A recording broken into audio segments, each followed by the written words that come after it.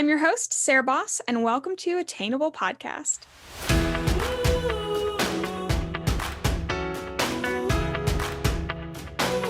Hi, guys. Welcome back to the Attainable Podcast. I am so happy to be recording right now. I have felt like shit for 2 weeks, and it has, if you listen to the other episodes, it has affected those episodes, and it super sucks.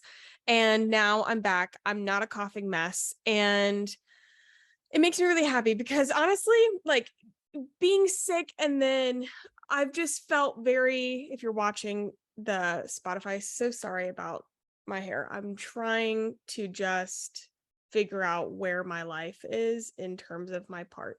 Anyway, I've just felt, I don't know. It's honestly, guys, I feel really guilty about the podcast promotion. I've been shit at promoting it, and it's just bringing on the new job and everything that went along with that. Life's been and planning the wedding. Like, I don't talk about wedding planning a lot for whatever reason. I don't know why. But I think I kind of want to do like a wedding updates, especially getting closer. We're hitting our 3 months out. And now it's getting like very, very real, meaning like things are picking up and I actually have to make decisions and like book things and all this kind of crap. And it's been so busy. But because of that, like the podcast, of course, like I upload like every Monday. We're going to have a podcast until I die. But especially as somebody who is a social media marketer, like this, I feel very guilty. And so with that, then I felt very, that kind of like snowballed into feeling shit about the podcast and feeling like the coughing. And so I didn't feel great about the episodes that were being uploaded. And I am feeling revived. I'm feeling renewed. I want to get some episodes pre-recorded so that I can have ample time, because that's honestly what it is. It's just time management. But thank you guys for sticking with me during my freaking sinus infection or whatever the heck it was. Still getting over it, but feeling a lot better. And with that, today we've got a fun subject. I know you guys love this kind of topic, and I want to do more of this. So I really want your feedback on the episodes that you guys like. Do you like when we just kind of chit chat? Do you like when it's more this like list form? I'd call this like a more formal episode, where we've got, a center topic and like I'm teaching quote, on something or something like that. Give me your feedback. Let me have it. I want to know. If you love the podcast, of course, share it with friends. Do me a favor and help me promote, because trying to set up, get the Instagram up, and then I also want to promote on TikTok and all the type of things. It's just a lot. And so any way that you guys can help would be awesome. Share with your friends, post on Instagram stories, that type of thing. I love to see when you guys are listening. But anyway, let's get into today's topic, because we're hot girls and we want to get rich. So we're going to be going over my top rules. Like, these are like life rules. These are the things that we and I shouldn't just say hot girls, because I have we've got males in the audience as well, or anybody other identifying. And so hot peeps. I feel like hot girls now is more of a statement that encompasses everybody. Anybody who wants to be a hot girl can be a hot girl. So hot girl guide, saving money and getting rich. Now, I'm not rich, but this is all of us in our 20s. We're on our way there. These are practices that we're doing because I don't plan on working for the rest of my life, and I plan on having a very comfortable life. So let's get into it. First one right off the bat. I've got my little notes section over here. We split our budget into spending, bills, retirement and investments, and savings accounts. I've gone over my budget system before, but we're going to run over it just quickly a little bit. So when you're setting up a budget is not to create limitations. A budget is not the stupid envelope system. It's not to tell you what you can't buy, it's to tell you what you can. A budget, especially like when we put our numbers and everything in a spreadsheet, I get like, when I look at I get like a high, because being able to manipulate numbers within a spreadsheet allows you to have control over everything that's coming in and where you're going to put it. Complete control over your money. If you are purely managing your money in terms of looking at your bank account on your app and seeing if you have money, then we really need to, maybe reform that like slightly. So with a budget, we're taking a look at our monthly income. So we're going to look at our monthly income and we're going to say, okay, I make X amount of dollars every month. And we're going to say, okay, this is how much I want to put into retirement and investing, that type of stuff. For simplification terms, let's just start with the retirement. If you, and we'll talk about a retirement account in just a moment, but whatever you want to contribute towards your retirement, that may be $100, even start at $20, just something so that you can take advantage of the compound interest that comes with a like Roth IRA or something along those lines. So we've got that. We've got your retirement account. Then we're going to look at savings accounts. At a minimum, we're going to have an emergency savings account, and the emergency savings account, it encompasses 3 months of your living. So whatever, and if you don't know your cost of living, you need to know that. We're going to talk about tracking that in a second. But whatever your cost of living is, 3 months to live comfortably.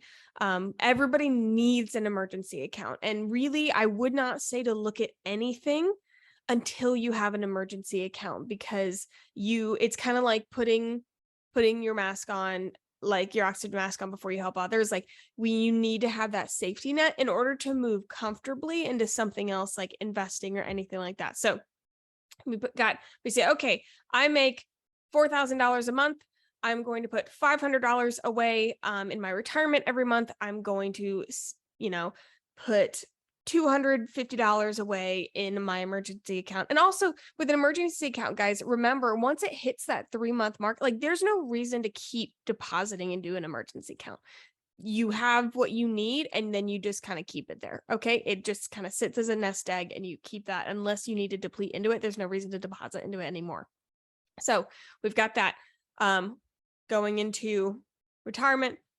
We've got $250 going into the emergency savings account, and then other savings accounts. So if you have, I'm currently saving for a car, so we've got an account that is for that. We are doing a wedding, that's kind of a big one. So we've got an account that we are separating money for that as well, because the whole point is to compartmentalize your money so you have extreme control over where everything is going. So now we've got, $250 going into our miscellaneous savings or whatever. Then we're going to look at bills and mortgage or rent or whatever that is. And let's say all of that is encompassed in $1,000. I'm just using, easy math here.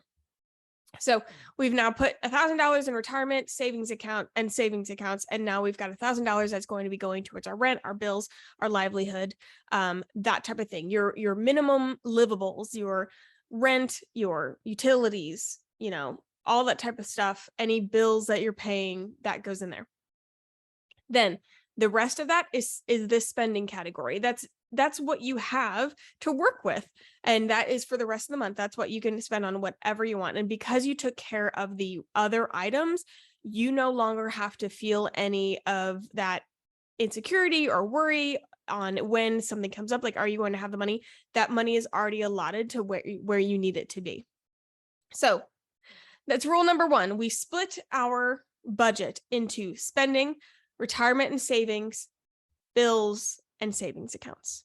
All right. So next, let's talk about a Roth IRA. We have a Roth IRA, and we max them out to the best of our ability. It's not always possible to max out your Roth IRA.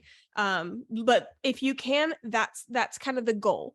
And so if you need something to reach towards. That's what the goal is, to max out your Roth IRA, because you want to max out that compounding interest and all of those benefits.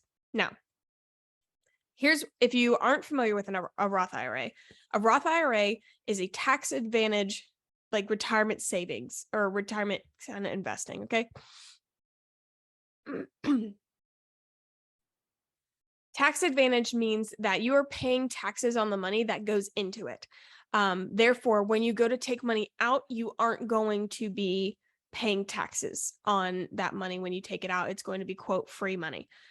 It's your money, so it should be free. Anyway, here's what's good about that, especially when you're young. I'm assuming I'm going to be in a higher tax bracket when I am older than I am now. So instead of paying, again, made up numbers, I don't know, 20% taxes, I only pay 10% taxes, that type of thing. I am in a lower tax bracket. So that's what I want to be paying the taxes on that money. So when I put my money into that Roth IRA, taxes are already out of it and we can go ahead and deposit it. Meaning, like, when I get a paycheck, the taxes are already taken out.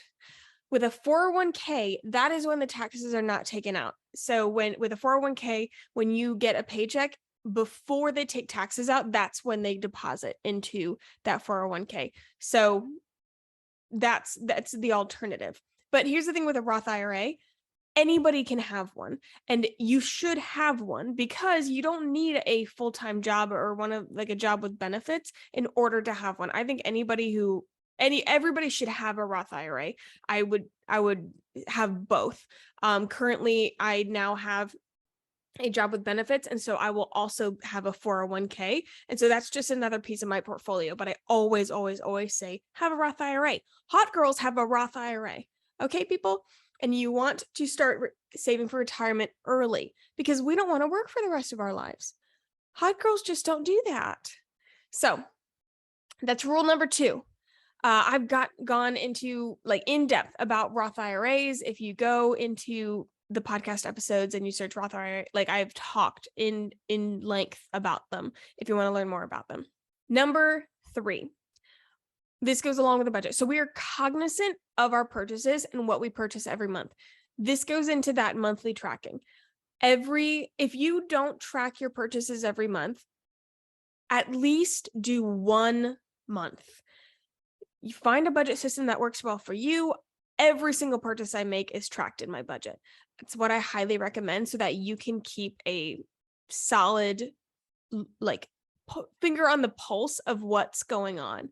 You want to be regularly, you want to know what's coming in and you want to know what's going out. But regardless, at least for 1 month, track all of your purchases so that you can see what categories are you spending a lot of money on, and are they things that you want to be spending money on. That's the entire point, is making sure that what you want to spend money on, you are spending money on, because you might go in, track, and realize, oh my God, I've got these subscriptions that are going to this. I don't even want that. Or, oh my God, I didn't realize that I was spending so much in this category. I don't want to spend, groceries. Oh my God, why are our grocery, our monthly grocery spending, why is it that high? There's no reason it should be that high.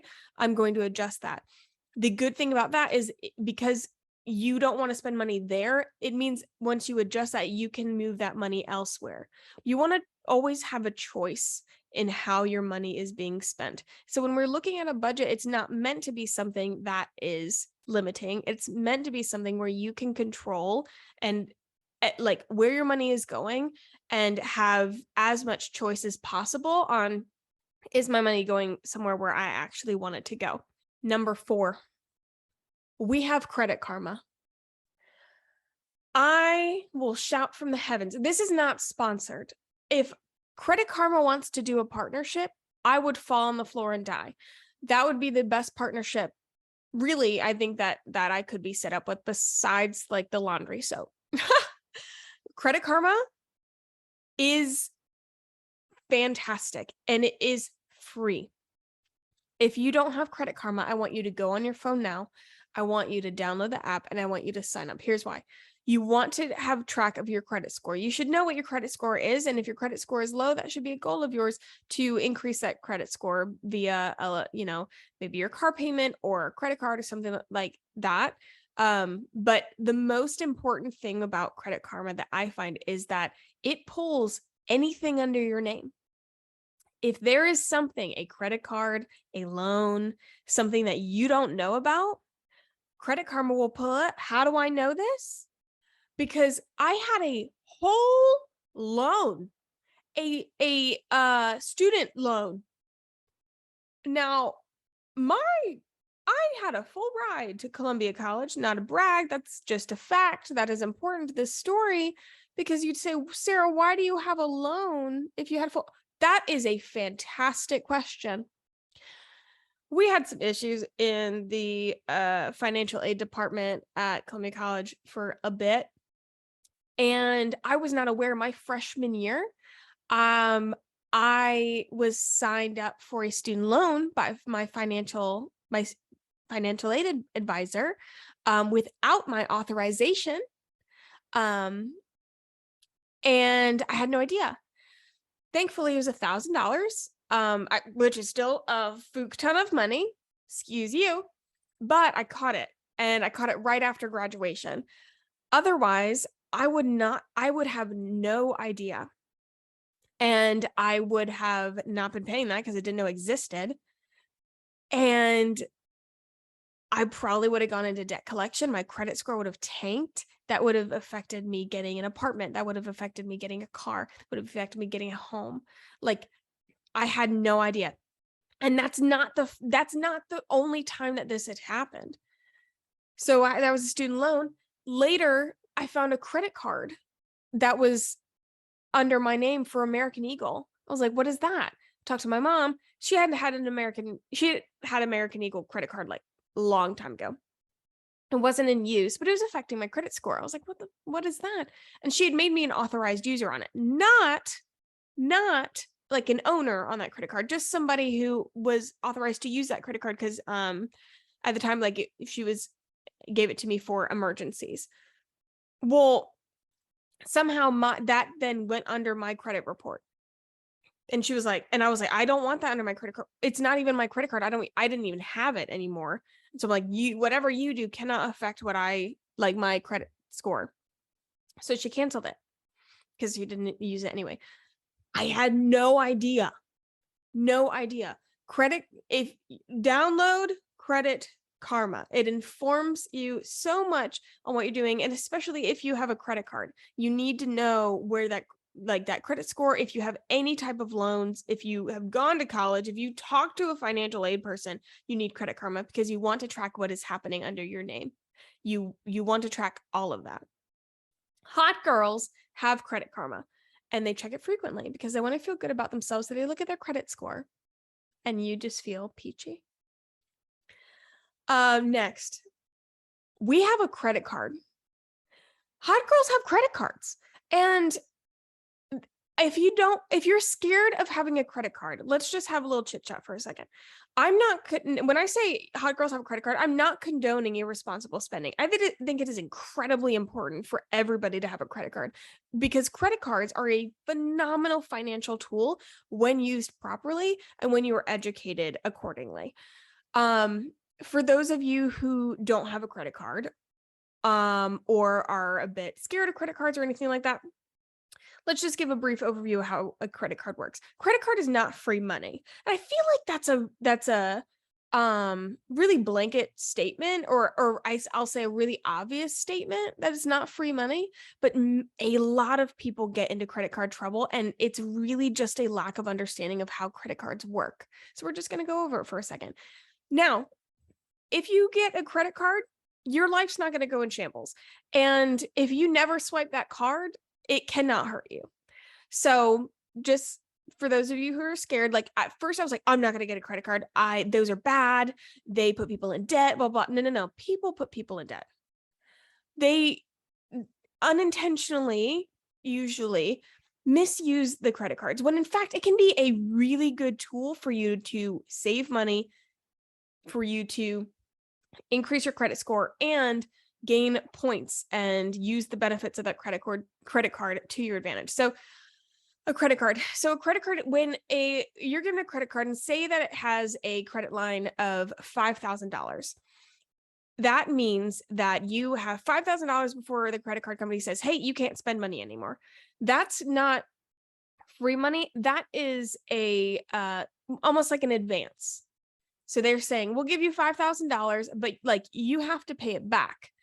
And when you get a credit card statement, that means within that 28-day period or whatever the statement time is for that credit card, you spent this much and therefore you owe this much. It's a month by month thing for most credit cards, unless it's a business credit card. I did not know this, sometimes that they have extensions that that's like 3 months or whatever. But typically for a regular credit card, for a regular person, you are paying off what you're spending for that credit card statement, which is a month. Now, that's why if you look at if you're going to pay your credit card and it says, pay your statement balance or pay the credit card balance, it means that you spent something on your credit card outside of that last like statement time. So say like the statement is $400, but my credit card balance is $500. That means that once the statement, say, my statement date ends on the 24th or something, on the 25th, if I spent $100, that and I'm going to pay my bill on the 27th, that's why that looks like that, because I don't have to pay off that $100 until the next statement comes in. But you do have to pay everything back on a monthly basis. So then how do you use credit cards to your advantage? When you have a credit card, you never spend anything that you don't have. That's kind of a rule in my life where with anything, even cars, for me, I'm like, I'm not going to spend that like money I don't have. I don't like loans. There's going to be times when that's not possible. Student loan, a house. If you have cash to buy a house, you're probably not listening to this podcast. But for for just general everyday, do not spend anything you don't have, which means that on your budget, you must be accounting for every time you swipe your card, whether it's your debit card and it's reflected in your bank account, and you actually see numbers going down, or it's your credit card. That's why it's so important to really keep track of these purchases, because it doesn't reflect in your bank account when you just spent $200 and all of a sudden, you get to the end of the month and you have to pay off your credit card bill, but that's not reflected in your bank in your bank account. So your bank account does not have enough to pay off the credit card bill. That's when people get in trouble. So track it like your regular expense. You buy coffee, you buy groceries, you buy gas, whatever, that all goes into the budget so that you can make sure you are not spending more than what's coming in. If you are getting a credit card for the first time, highly recommend you do your research. But here's a little like really modern tip. If you are wondering what credit card to get, TikTok. Credit card research has become very easy with TikTok. I have read articles and all that kind of crap, but when we were searching for a new credit card for Joseph, I went straight to TikTok, and we were looking for a travel rewards card because it made sense because he travels a lot. And that's what we wanted those points towards.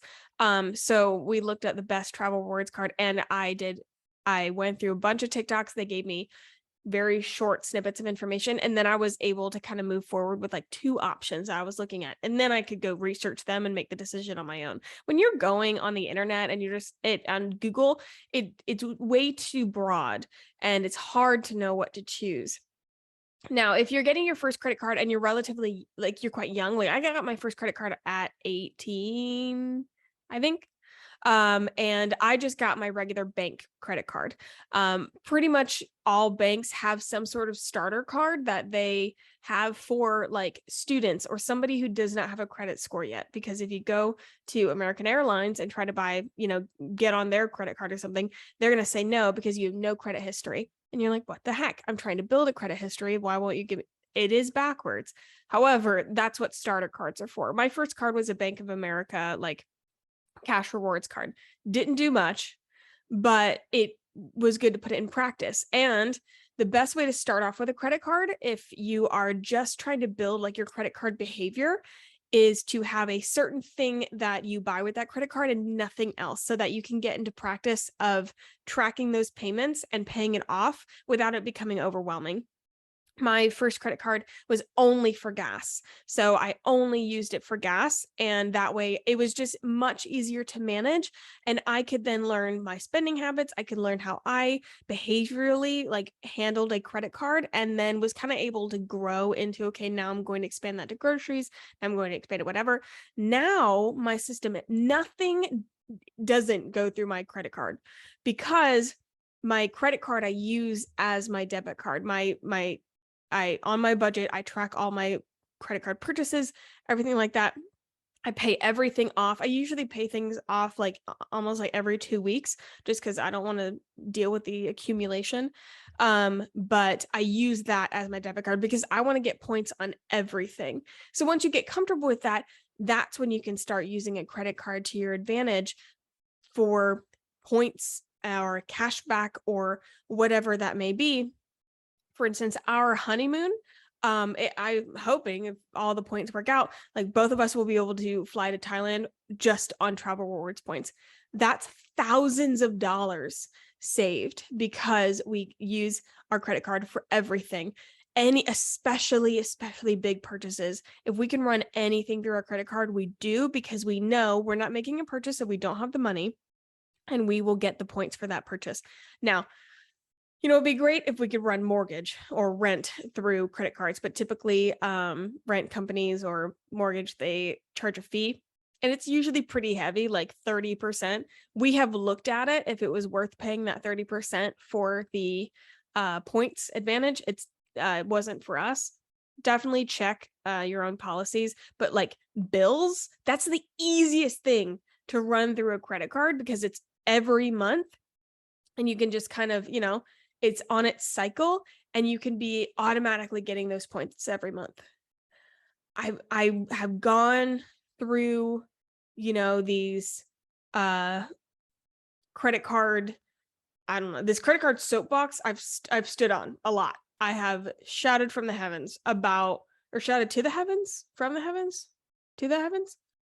I've yapped about credit cards a lot because I'm really passionate about it, and there's so much misleading information out there, and especially people who are young don't get told how they can be using a credit card wisely.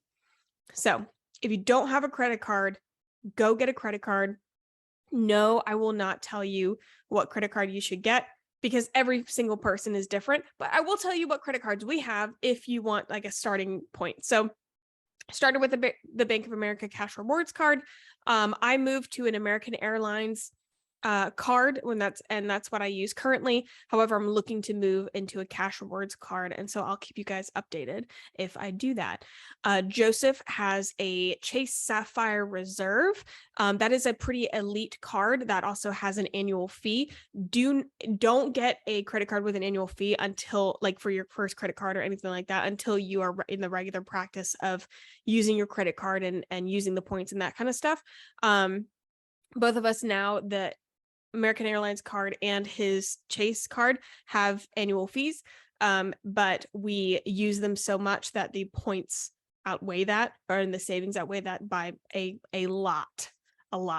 And so that's the travel rewards card that we got for him. If you do travel a lot, you're looking for a travel rewards card for somebody who travels a lot, highly recommend that one. That is a recommendation that I will have. Do your own research. But that's what he has. And then I also have a business credit card as well. That is a Cash Rewards card from Capital One. But that's not really relevant unless you have a business. So there's a starting point. Go do your own research. And I hope this empowered you to get a credit card, because if you don't have one, you absolutely need one. Next, with saving money, we utilize the big items to save money. So when people go into like a money saving era, or they, are trying to save money or whatever, a lot of times they're focused on the small purchases. You always are, we're looking at like the Starbucks coffees kind of thing. A Starbucks coffee is not going to hurt you. A Starbucks coffee every day is going to hurt you. That's why I say like do a monthly track thing, because then you will be able to see what purchases like that are no longer like little purchases, they're turning into bills. If you are spending $200 a month on Starbucks, that's no longer just a fun little drink. That's a bill. And that's something we need to pay attention to. The big items are going to make the largest difference in your budget. And this is going to be in terms of your choices.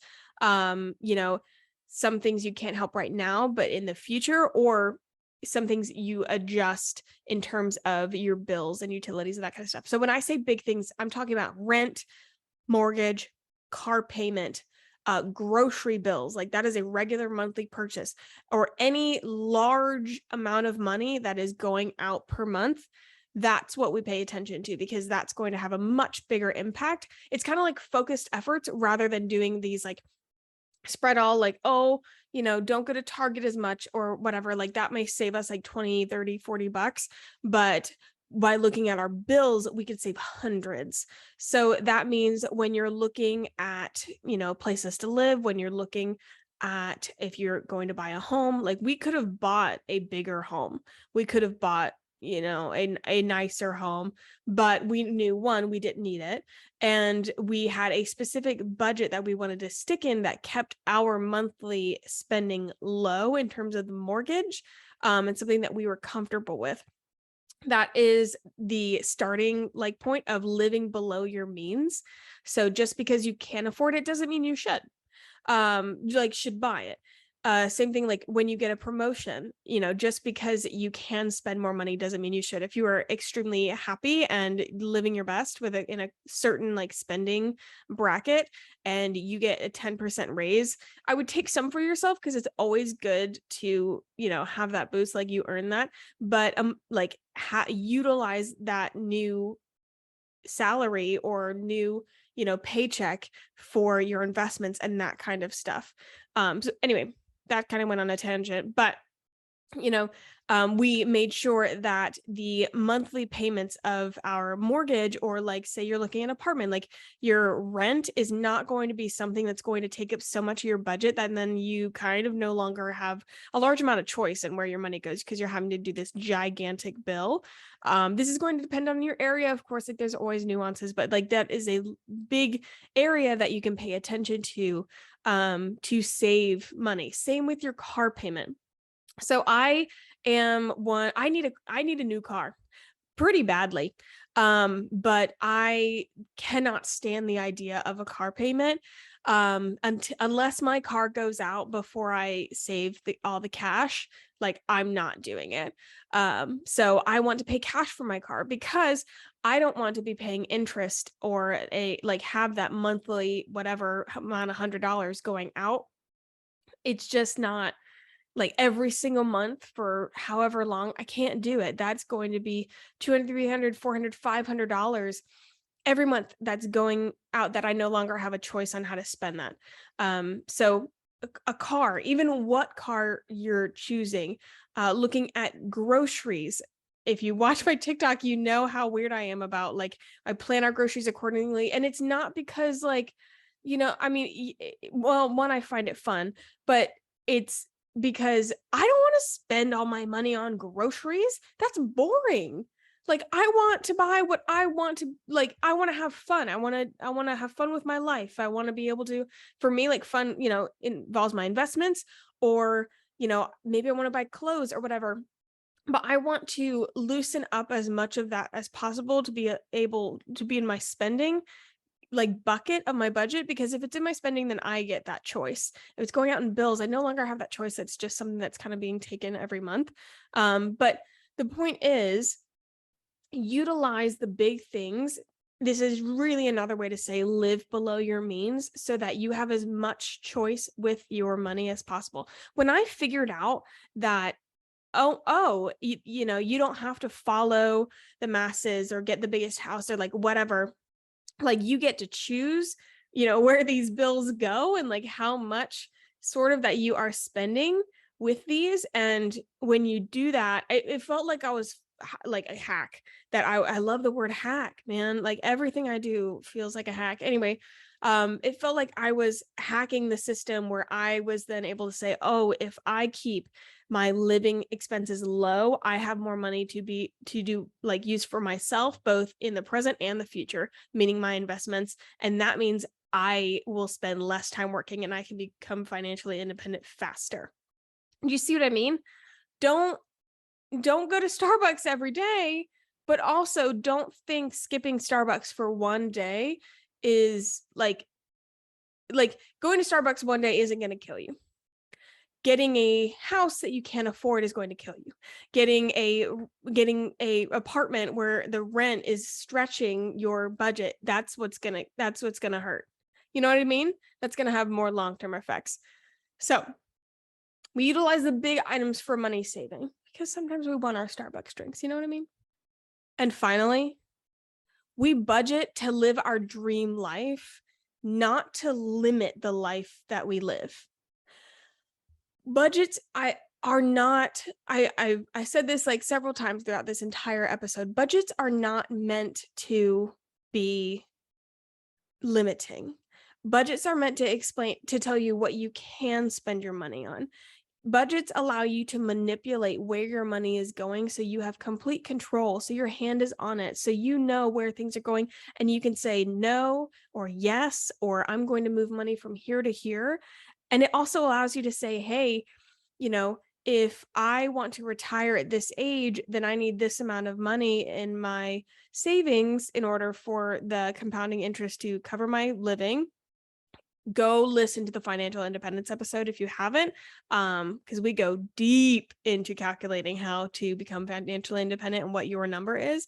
But, find out your number and what number you need. And then you can work backwards and say, okay, that, I need this much per month put away, into my Roth IRA in order to retire at this age. And then you know how good it is when you are consistently doing that and you know that you have that taken care of. It feels like a check box. It's something you checked off the list. Like, I am set. My retirement is set. I know I'm set because I deposit this every month. And how good it feels when you get to deposit extra because you're moving that timeline forward.